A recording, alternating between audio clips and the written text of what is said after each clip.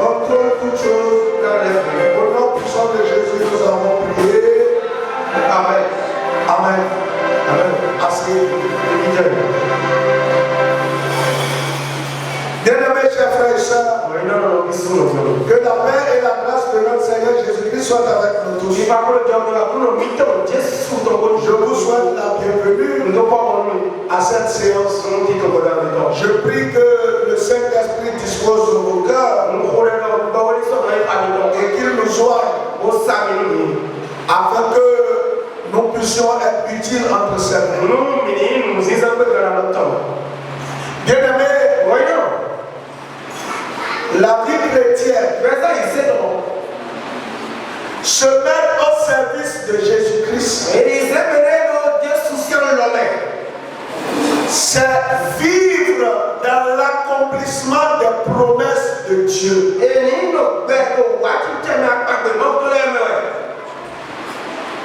Christ est venu sur la terre, mourir sur la croix, afin que les œuvres du diable sur la terre soient détruites. En temps normal, avec la venue de Christ, les chrétiens devaient mener une vie de référence, de gloire.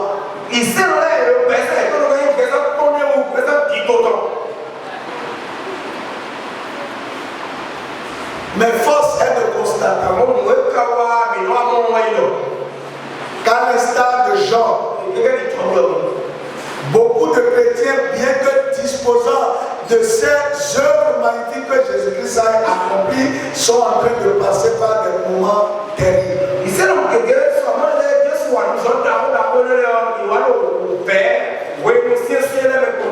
Voyez, Satan est venu. Satan tournait tout le temps autour de Job, mais n'avait jamais pu avoir accès à ça. Et il a dit à Dieu, ne l'as-tu pas protégé? C'est parce que tu l'as protégé que je n'ai pas pu l'atteindre. Et Dieu dit à Satan, va tenter, tu vas voir. Parce qu'il savait que Job avait de quoi arrêter les traits enflammés de l'église. Mais malheureusement, Satan réussit sa mission. Il a déstabilisé Job. Il a réduit Job à néant. Et la vie de Job est devenue douleur, pleurs et lamentation. C'est triste de voir des chrétiens vivre des choses, mettant un handicap sur leur témoignage.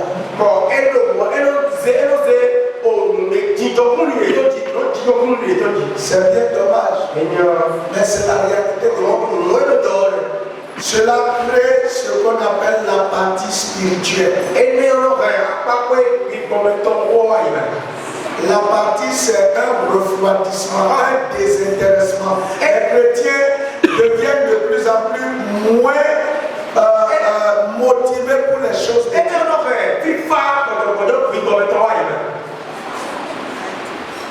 Dans le cas de Job, c'est l'ignorance. Et aujourd'hui également, l'Église est dans l'ignorance.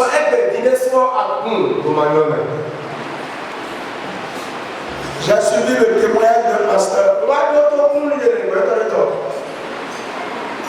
Il dit, dans ma famille, personne n'a pu voyager, personne n'a pu prendre l'avion.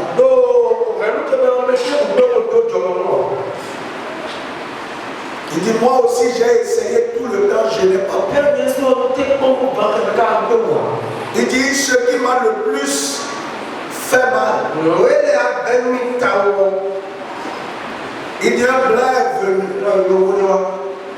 est venu pour un séminaire. Je l'ai interprété. Il était tellement content de la prestation. Et il a voulu me faire voyager. Et il a dit à son assistant de me donner ses coordonnées. Et l'assistant l'a joué jusqu'à ce qu'il n'ait pas pu avoir les coordonnées, jusqu'à ce que l'homme soit parti. C'est un pasteur, ce n'est pas un simple fidèle. C'est quelqu'un qui prie beaucoup. Mais c'est le dernier cas qui l'a fait mal. Jésus n'est-il pas allé à la croix? Parce qu'aujourd'hui, c'est vrai, ce que les parents ont fait ne peut plus conditionner notre vie sous terre. Parce que dans Jérémie, il a dit clairement, personne ne dira en Israël. Personne ne dira en Israël. Les parents ont mangé des raisins verts.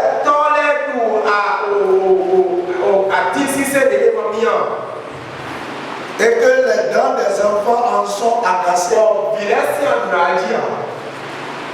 Mais que chacun va payer pour ses péchés. Jérémie 31, verset 29.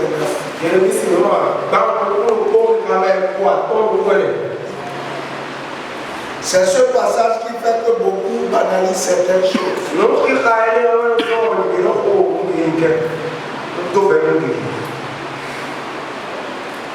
Jérémie 31, 29.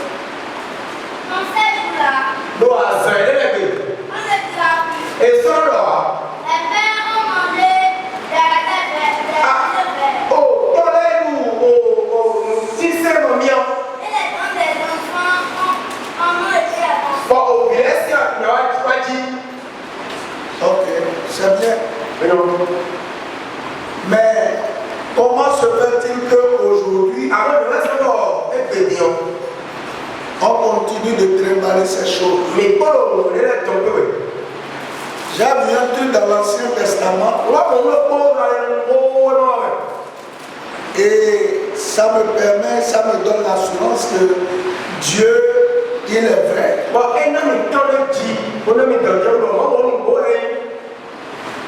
Vous savez, j'ai regardé la famille d'Abraham, j'ai regardé les femmes.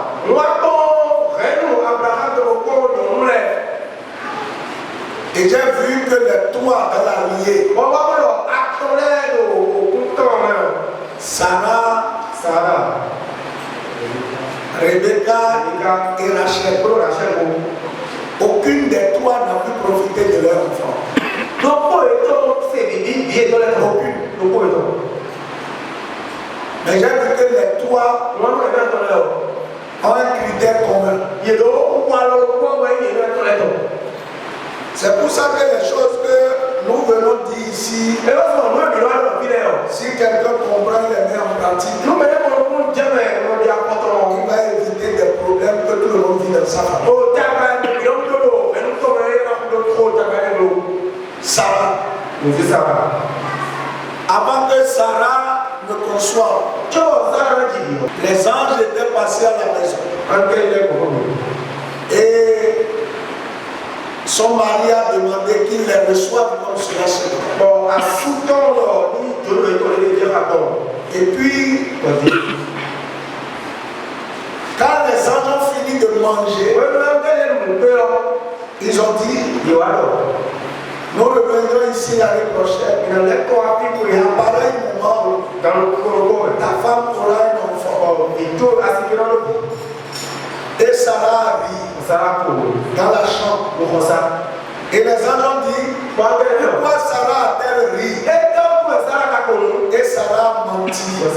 Elle dit, je n'ai pas ri. Conséquence, L'enfant est venu. Mais il n'a pas pu profiter de l'enfant. Dieu a élevé l'enfant. Mais elle était déjà décédée avant même que l'enfant n'ait de femme. Donc finalement, l'enfant qu'elle a espéré, qu'elle a désiré, l'enfant est venu, mais elle n'a pas pu profiter, elle n'a pas pu jouir. Sa belle-fille Rebecca. Rebecca aussi a eu 2 enfants. Et l'enfant qui l'aimait, Jacob, elle a mis en place un dispositif de mensonge pour que Jacob ait la bénédiction. Conséquence, quand Jacob est devenu Israël, elle n'existait plus. Mensonge. Rachel, plus tard, la femme de Jacob, a cherché longtemps un enfant. Et l'enfant que Dieu lui a donné, qui a été élevé, Joseph, avant que Joseph ne devienne quelqu'un, Rachel est décédée. Pourquoi? Mensonge. Son père vient, elle dit qu'elle était dans les menstrues, elle ne pouvait pas se lever, et son mari a déclaré la sentence. J'ai étudié les 3. Elles ont toutes fait preuve de mensonge. Je vais te dire quelque chose ce soir. Ce qui se passe dans la famille, dont tout le monde parle, ça a un lien. Ici, c'est le mensonge. Dans ta famille, je le connais pas. Mais c'est quelque chose que quelqu'un accomplit. Chaque personne qui accomplit cela subit le même sort, quel que soit la Jésus est là. Jésus est à la gloire. Mais si tu n'abandonnes pas ce caractère, si tu ne laisses pas cette façon de penser, ce qui est arrivé aux autres arrivera aussi. Réveillons-nous. En priant ce gêne, mais il y a des choses qu'on a de la peine à laisser. De la peine à laisser. Regardez le mensonge. Comment c'est arrivé chez les 3 femmes.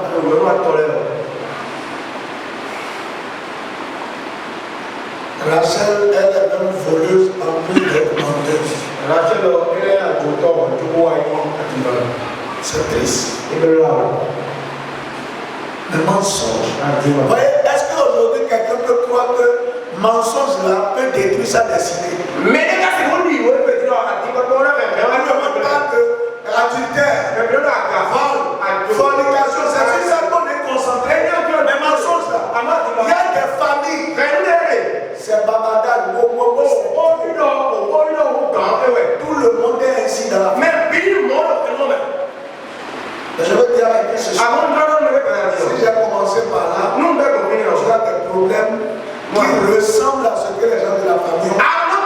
Tu as forcément un trait commun, un caractère, une façon de penser qui est l'héritage dont hérite chaque personne. Si tu peux traiter cela,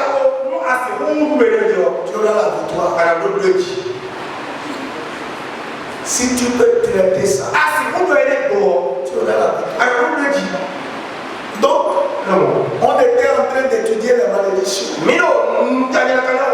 Et depuis un moment, j'essaye de vous montrer que aucune malédiction que quelqu'un traverse n'est pas le fruit de hasard.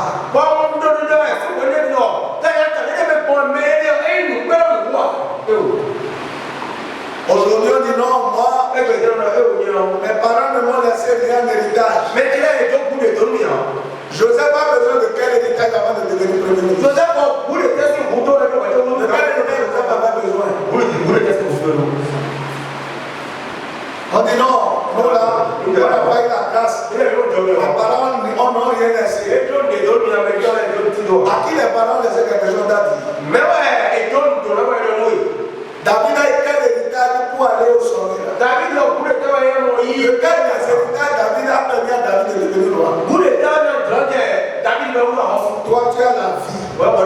Tu as Jésus-Christ. Et tu as fait un héritage avant de monter.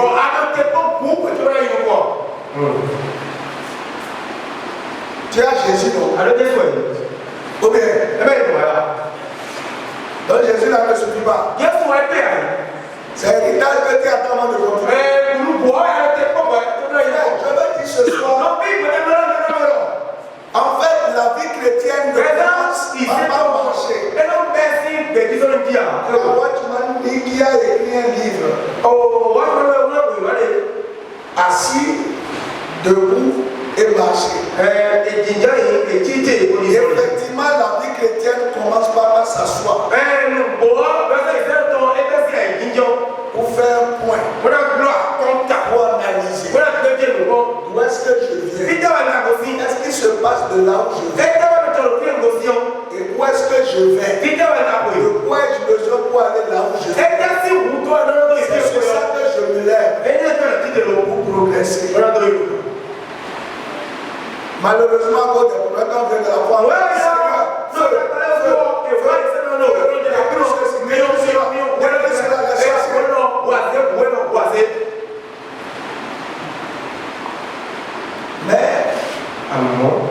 c'est pour ça après quelques années on se rend compte que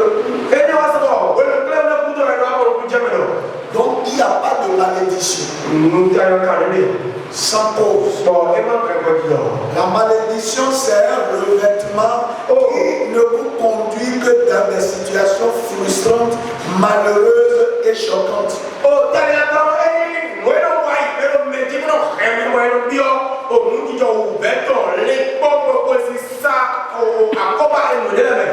Regardez ce qui s'est passé dans la prison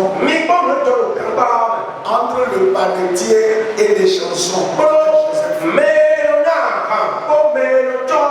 C'est ça, c'est quoi la malédiction? Deux personnes travaillaient auprès du roi. Le panetier. Non, le panetier, c'est celui qui fait le pain. Les chansons, c'est celui qui donne le vin.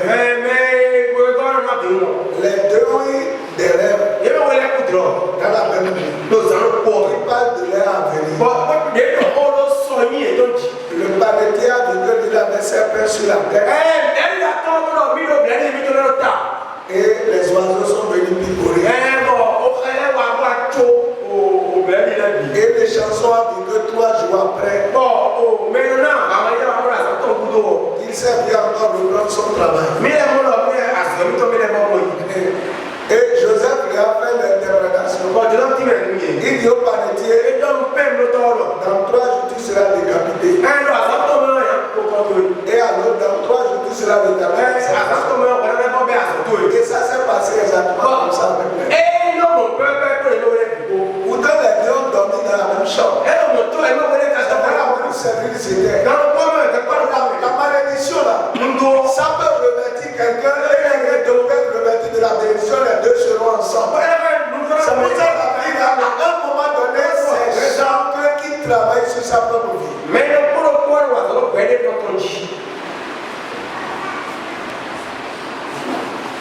Vous pouvez être mari et femme.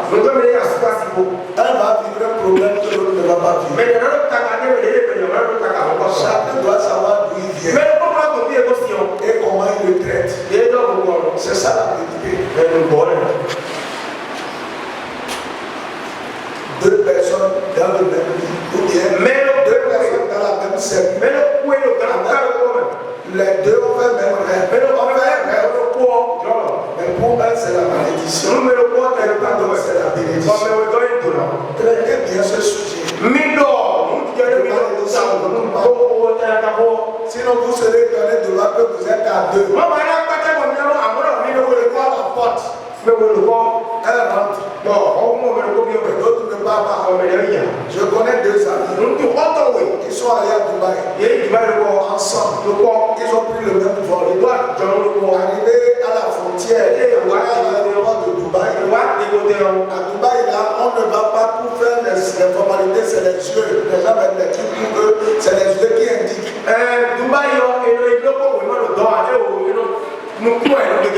Les deux portent les verres. Mais un est passé. Et on a retourné un au pays. Donc,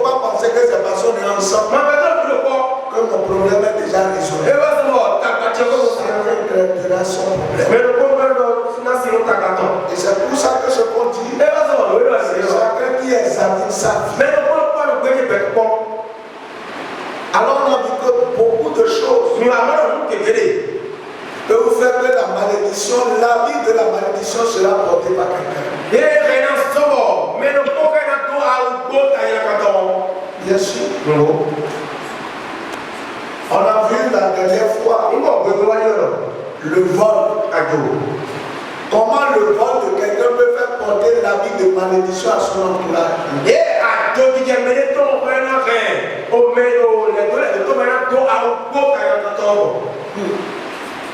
Parce que lui a volé. On dit dans la maison du voleur. Si tu veux enlever la vie de malédiction, quelquefois, il faut que tu vois ici la maison dans laquelle tu es, la maison d'un voleur.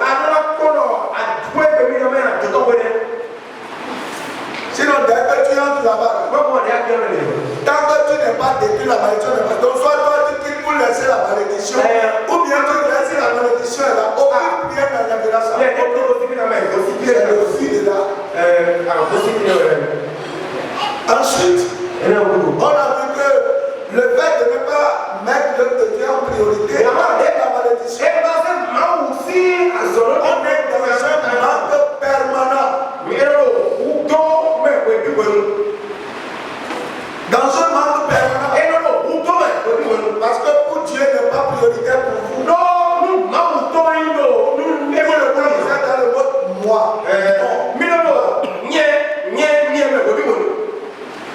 Aujourd'hui, on va finir cette liste. Et nous allons lire un passage que vous connaissez très bien. C'est Malachie. Malachie, le chapitre 3. On va lire à partir du verset 8 et on va s'arrêter au verset 10. Un homme trompe-t-il Dieu? Car vous me trompez. En quoi d'avons-nous trompé? Dans les dîmes et les offrandes. Vous êtes frappés par la malédiction. Et vous me trompez. La nation tout entière. Apportez à la maison du trésor toutes les dîmes. Afin qu'il y ait de la nourriture dans ma maison. Mettez de la sorte à l'épreuve. Dit l'Éternel des armées. Et vous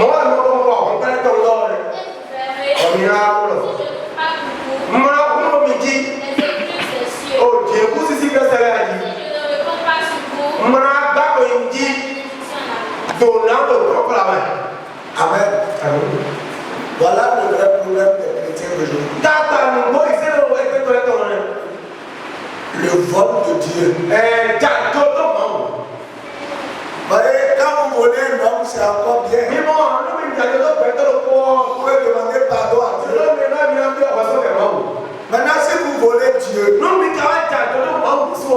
à qui vous allez demander pardon? Dieu dit, vous me trompez. Dieu dit, vous me trompez. Et il dit, en quoi est-ce qu'on t'a trompé? Il dit, dans les dîmes et les offrandes. Dans les dîmes et les offrandes. Mais il dit, vous êtes maudits. C'est pour ça que vous comprenez. Ça fait réfléchir. Voyez, quand les gens traversent des problèmes de finances, la première question que je pose toujours, est-ce que vous dans les dîmes et dans les offrandes? Parce que Dieu sait quelle est la bénédiction qu'il t'a accordée. Dieu sait ce que tu devrais faire si tu es reconnaissant. Beaucoup vivent dans la pauvreté, dans la misère, mais parce qu'ils voient Dieu. Voyez, c'est comme si Dieu il a un cahier. Et il note ce que chacun vient donner. Et il sait qu'est-ce que chacun devrait donner.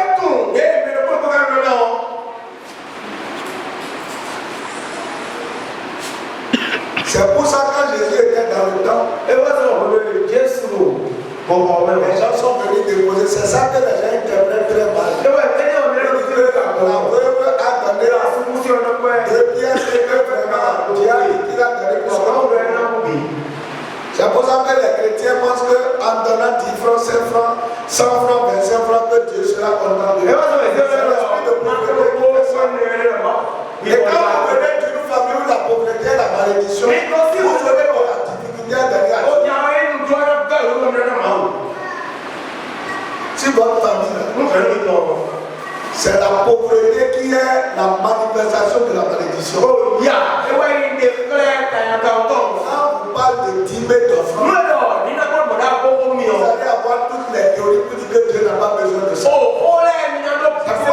ne discute pas avec quelqu'un qui rentre dans ce débat. Et vous savez bientôt, quand il va se mettre sur ce chemin-là, il va rencontrer ce qu'on appelle misère.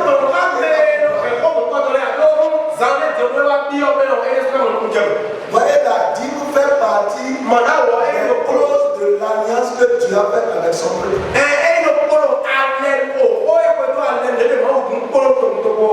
Il y a beaucoup de textes qui le disent. Mais on va lire Deutéronome 12, verset 11, 1 à 6. Il dit, voici les lois et les ordonnances que vous observerez et que vous mettrez en pratique aussi longtemps que vous y vivrez. Dans le pays dont l'Éternel, le Dieu de vos pères, vous donne la possession.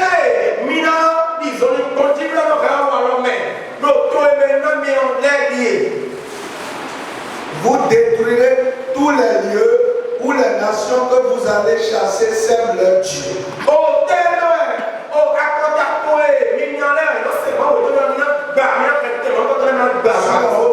Sur les collines, tout à l'ouvert. Vous renverserez leur hôtel.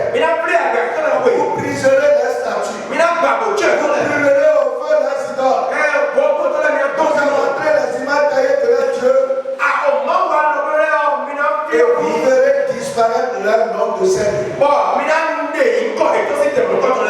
Vous n'agirez pas ainsi à l'égard de l'Éternel votre Dieu.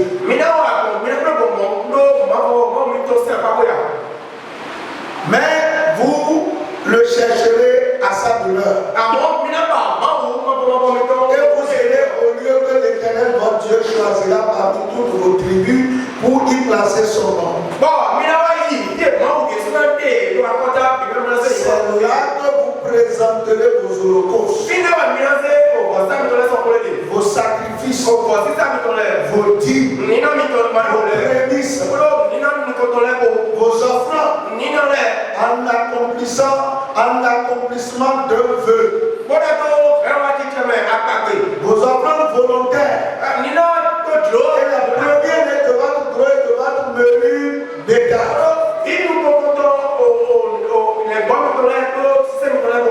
Dieu a donné des instructions. Il dit, vous allez détruire les hôtels, les arbres verts, les lieux où les gens adorent. Il dit, vous allez détruire tout ça. Mais ce n'est pas suffisant. Il dit, vous allez aussi chercher Dieu. Là où il se trouve, en lui amenant offrande, prémices, dîmes et tout. Ça, c'est une clause. Il dit aussi longtemps que vous vivrez dans le pays.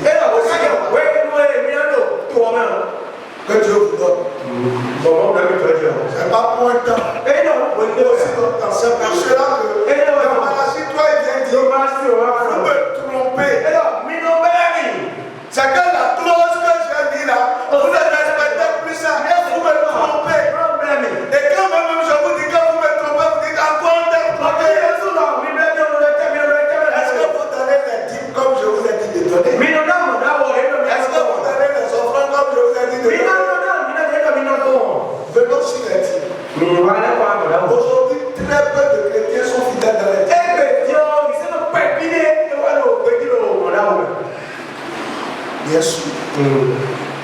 Très peu.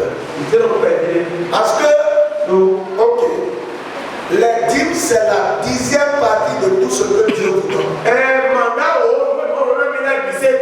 J'ai dit bien, de tout ce que Dieu vous donne. Ça veut dire quoi? En français facile. Tout ce que Dieu peut me donner peut aller au-delà du revenu classique que j'ai.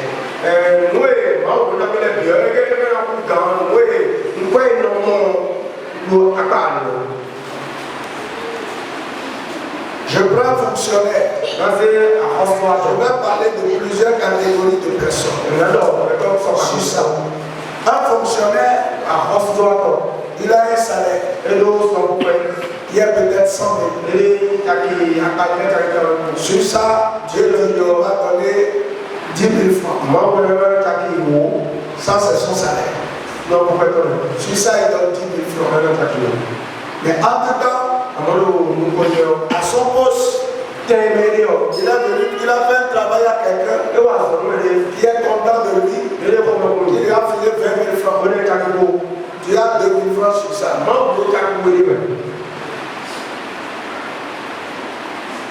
Maintenant, si dans ce salaire, il a fait un prêt, on lui enlève 30 000. Combien il va donner comme dîme? Vous êtes sûr que tout le monde peut faire ça? C'est ce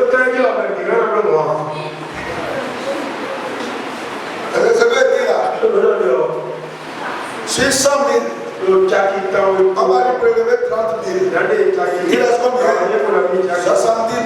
Vous êtes sûr que ce chrétien aura le courage de payer les 10 000 dans les 70 000?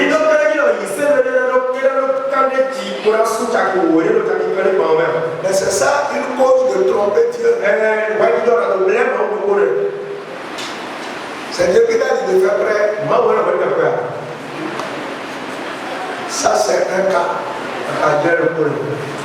Ça c'est pour les fonctionnaires. Mais il y a des gens pour lesquels la dîme est même très compliquée. Et c'est là Satan les prend. Les ouvriers. Les ouvriers. Pour les ouvriers, l'argent qu'ils perçoivent chez le client peut être de 2 ordres.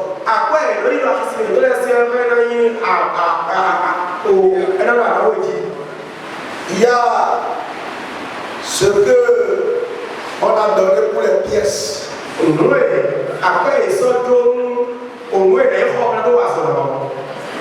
Bon, ils ont un cerveau, mais c'est pas de ça. Ça là, c'est pas bon.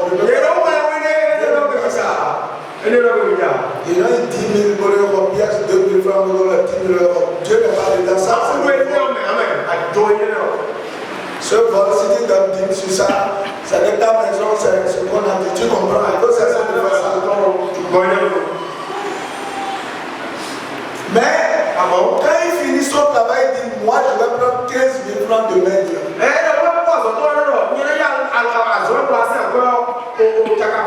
C'est sur ça qu'il doit prélever sa dîme. Il va mettre les 1500 de côté. Donc s'il a fait ça 10 fois dans la semaine, il doit faire les 1500 fois 10. S'il respecte ça, Dieu va bénir le peuple. C'est encore une deuxième catégorie de personnes. La troisième catégorie, ce sont les commerçants et les responsables d'entreprise. C'est là que c'est compliqué. Vous voyez, quand c'est des choses simples, c'est facile pour un commerçant, quelqu'un qui vend divers, là ça devient compliqué. Qui veut 25 francs et sert 25 francs et il va faire le point de tout ça. Quelle est la part dans le capital et le bénéfice?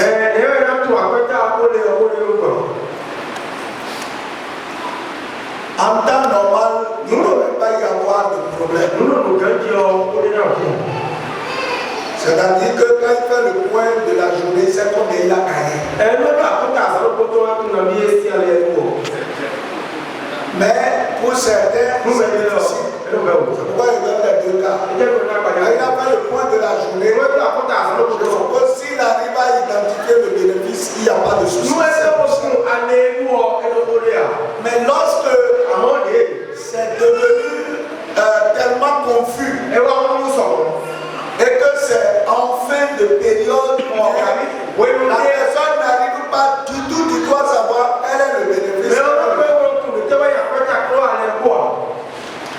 La personne a deux choix. Un premier choix, c'est de faire le point des dépenses qu'il fait dans l'affaire de dire donc c'est ce que j'ai gagné, je paye la dîme.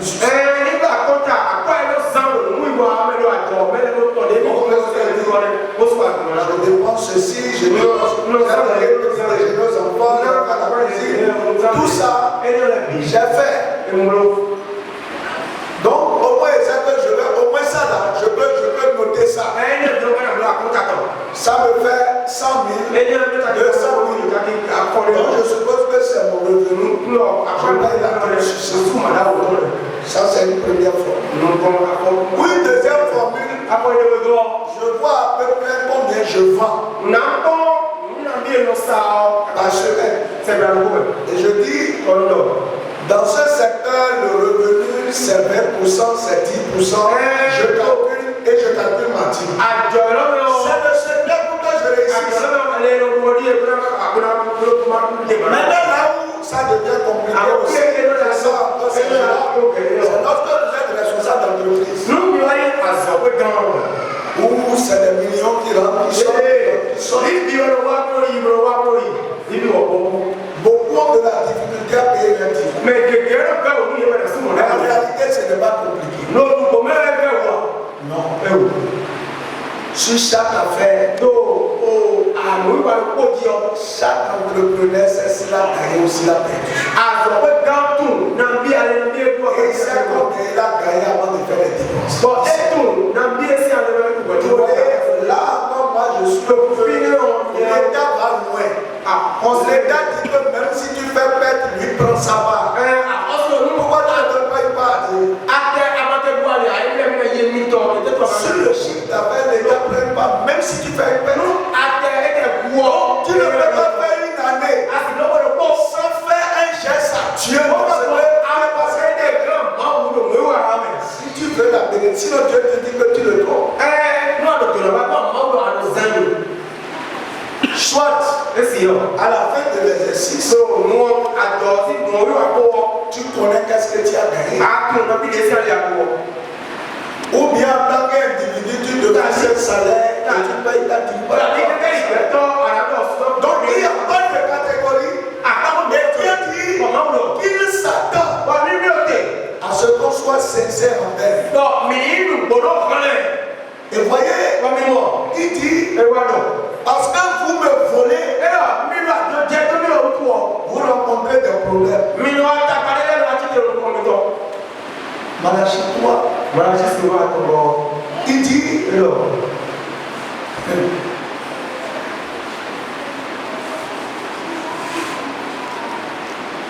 pour vous,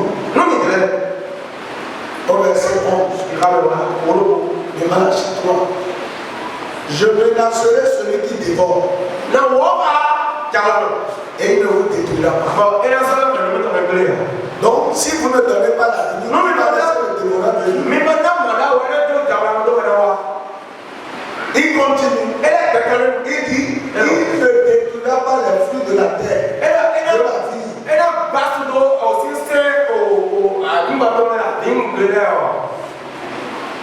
Alors, si on ne donne pas, il y a des dévoreurs qui arrivent. Il y a des situations. Les dévoreurs là, il y a toujours des situations. Soit c'est une voiture qui tombe en panne, soit c'est quelque chose qui arrive. Et la perte est puissante. Mais on ne fait pas souvent le lien. Et je dis, il y a des situations dans lesquelles, franchement, c'est là que donner la dîme est difficile. Je dis tu dois payer le loyer. C'est 20 000 francs. Et tu n'as rien. Mais la veille de l'arrivée du propriétaire, tu gagnes 20 000.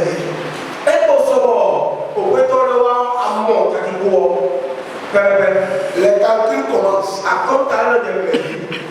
Je paye, et après je vais chercher la dîme pour pousser.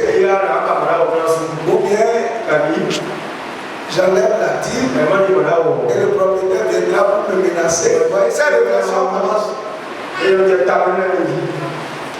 La Bible dit si c'est le premier cas. Si tu n'as pas payé, que tu as passé la dîme. En voulant payer la dîme, tu payes plus 1/5 du montant. Donc, au lieu de payer 2 000 francs, tu vas payer 2 400. Si tu as passé la dîme. Donc, pour qui passer la dîme là, il faut aller rembourser avec les intérêts. Vous voyez ces choses-là, ça ne l'aide de rien.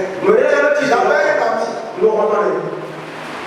Et à chaque mois, son enfant fait une fièvre. C'est-à-dire c'est maladie sur maladie. Et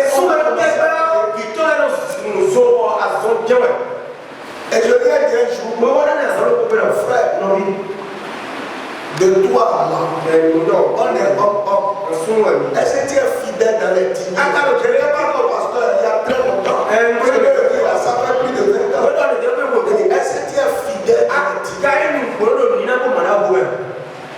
Et il m'a dit, bon, comme je construis là, mais je me suis engagé à rembourser à Dieu. Parce qu'il ne payait pas. Son enfant tombait malade. Si ce n'est pas celui-ci, c'est l'autre, c'est quand il s'est mis avec, en tout cas, juste parce que je ne le perds plus de vue.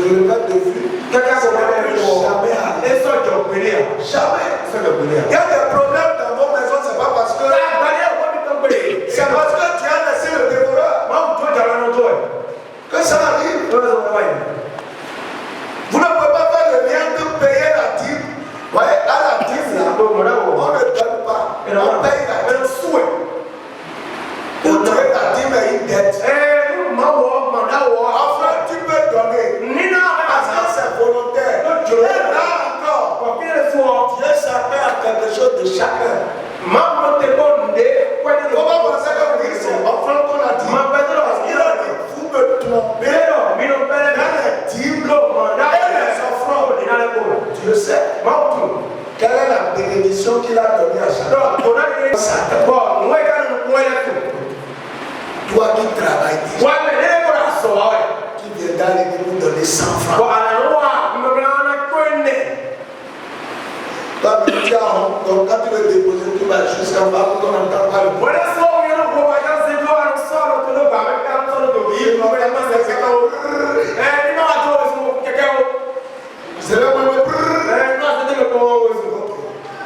Si moi, passage, je viens chez toi.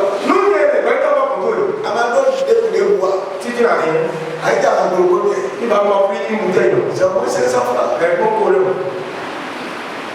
Moi, homme, qui est prêt à t'échiner pour me donner au moins. Mais Dieu qui te donne le souffle, il permet que tu ailles là. C'est difficile que tu me donnes 500 francs. Il vous me tromper. En quoi? Dans les dîmes et les offrandes.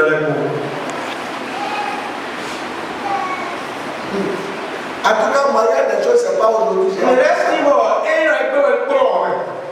Donner à Dieu, pas aujourd'hui. Quand moi j'ai eu le bac,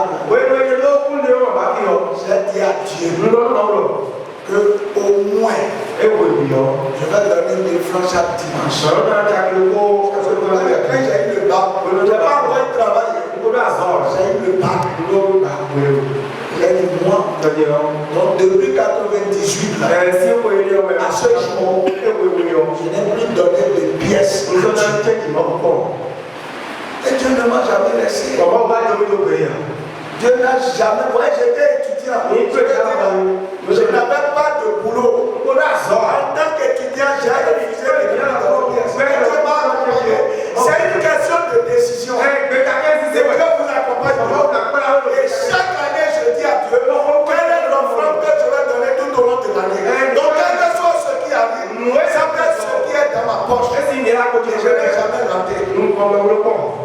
Chaque année, avec son enfant. Chaque année, avec son enfant. Chaque année, avec son enfant.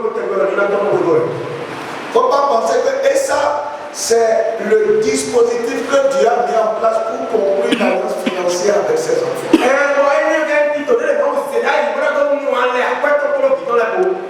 Et moi, je me pose toujours la question, si je n'avais pas compris ces choses, qu'est-ce qui me serait arrivé depuis? Parce que je sais ce que l'ennemi tente. Je sais ce que les vents qui ont soufflé sur moi. Je sais ce que l'ennemi, à quoi l'ennemi s'entend. Mais Dieu vient toujours au secours. Dans la dernière minute, je vois toujours, je peux rien avoir. Mais si c'est urgent, à la dernière minute, Dieu fera tout quelque chose. C'est pas parce que non. Les gens du monde comprennent ces choses. On ne gagne rien gratuitement. Mais être fidèle, Dieu d'abord, il dit la et la tu es d'abord. Mais ma celui qui l'a appris là, quand Dieu te donne et tu trouves que le calcul là est serré. Pourquoi tu ne puisses pas donner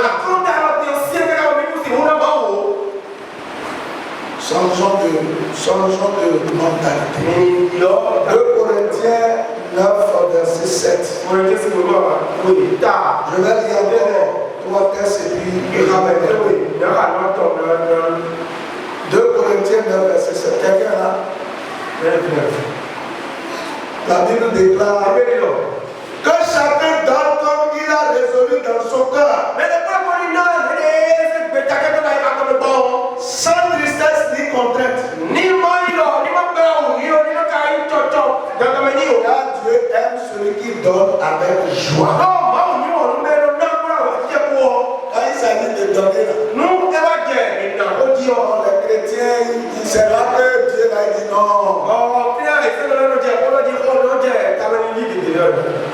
Dieu n'a pas besoin de tout ça. Effectivement, l'argent que tu vas donner, Dieu n'a pas besoin de ça, lui Dieu. Il a dit comment on gère ça. Ensemble, que ça te profite. C'est ça le problème. Dans Luc 6, il dit donnez et il vous sera donné. Je dis toujours, il n'y a aucune prière qui va l'appeler la joie va descendre. C'est donner qui ouvre le chemin de donner. Donner, il vous sera donné. Et si vous êtes vraiment, vous avez vraiment l'esprit de Dieu, vous ne pouvez pas ne pas donner. Mais si vous comprenez, Somme 51, verset 12.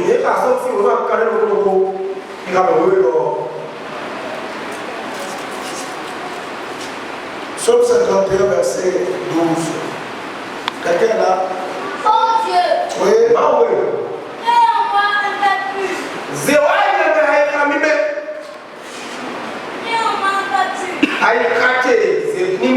Renouvelle en moi un esprit bien disposé.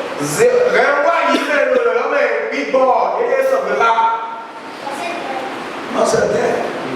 Un esprit bien disposé.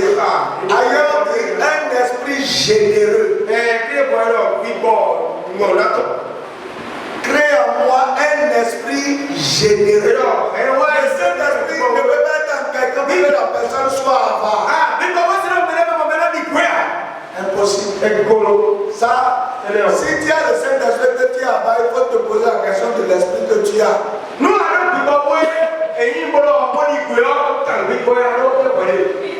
Alors l'esprit Saint n'est pas avare. S'il est avare, il ne va pas donner les 9 dons.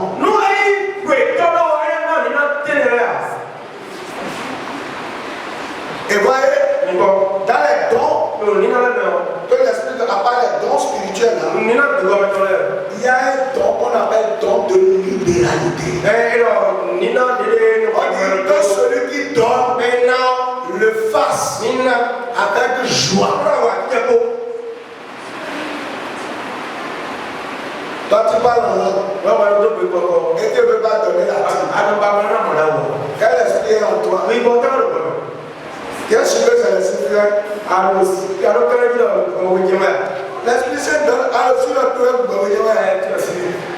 Si l'esprit Saint donne, il a dit l'esprit de liberté, il y a le Saint-Esprit donne les 9 dons. Il y a les 5 ministères.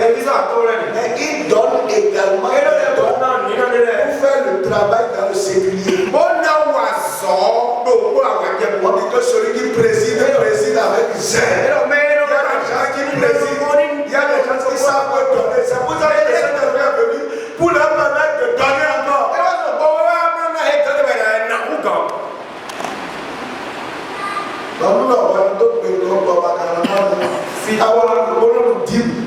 S'il vous plaît, Dieu, après tu parles. Ce soir, quand tu rentres à votre Seigneur, quel est l'esprit qui est en moi?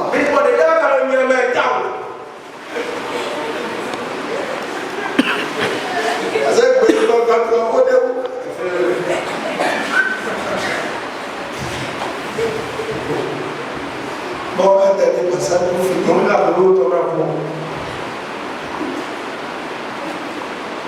On dit Hébreu 8, verset 6. Mais maintenant, il a obtenu un ministère de don supérieur. Il est le médiateur d'une alliance plus excellente. Il a été établi sur de meilleures promesses. Je veux parler à ceux qui disent que tout ça c'est de l'Ancien Testament.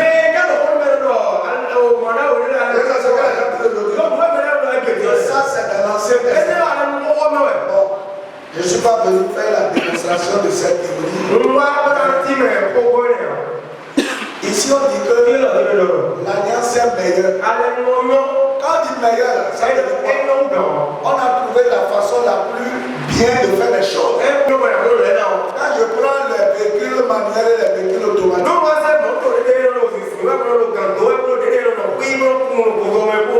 manuel là c'est la vitesse on passe. Automatique là c'est le véhicule qui passe la vitesse. N'est-ce pas? Ça veut dire quoi? On améliore ce qui était dans l'autre. Avant de 10%. Mais avec le Saint-Esprit, on dit que le Saint-Esprit va te dire non, cette fois-ci, toi, il faut aller à 20%. Il faut aller à 15%. Elle ne te dira jamais pas aller à 5%. Les chrétiens pour se consoler aujourd'hui, ils prennent un peu de la dîme pour aller donner à l'orphelinat. On dit que bon, on va faire droit à l'orphelinat, c'est faux. La dîme ne se donne pas à l'orphelinat. Personne ne vous trompe. Celui qui te nourrit, c'est lui qui doit bouffer ta dîme pour que tu sois heureux. C'est difficile, mais sinon, ce que tu fais, on appelle ça acte de générosité. Dieu te regarde toujours comme un menti.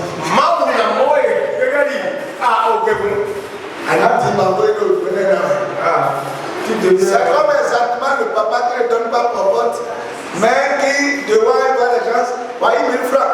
Comment la femme et les enfants le regardent?